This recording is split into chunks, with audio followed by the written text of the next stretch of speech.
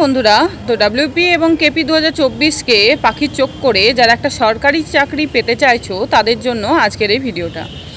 তো 1 মিনিটও সময় নষ্ট না করে নিজেদের মূল্যবান সময়টাকে সঠিক সময়ে ইউটিলাইজ করে কিভাবে একটা চাকরি সহজে পেতে পারো তার জন্য আমি তোমাদেরকে বলবো 4টি ট্রিক।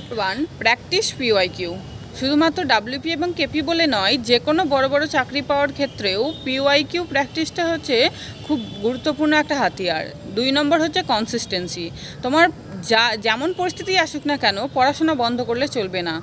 তো 3rd হচ্ছে রিভিশন, অর্থাৎ তুমি কতটুকু পড়লে তার থেকে বেশি ইম্পর্টেন্ট হচ্ছে কতটা তুমি রিভিশন দিচ্ছ। তো যে যত বেশি রিভিশন দেবে চাকরি পাওয়ার সম্ভাবনা তার তত বেশি। নাম্বার 4th এবং ফাইনাল একটা সবথেকে গুরুত্বপূর্ণ টিপস হচ্ছে মক টেস্ট। তুমি কতটুকু পড়লে তার শেষে, অর্থাৎ প্রত্যেক দিন পড়াশোনা শেষে একটা করে মক টেস্ট দাও। তাহলে তুমি এই যে সারাদিন কতটুকু পড়লে সেখান থেকে বোঝা যাবে যে তোমার কতটুকু রপ্ত হলো।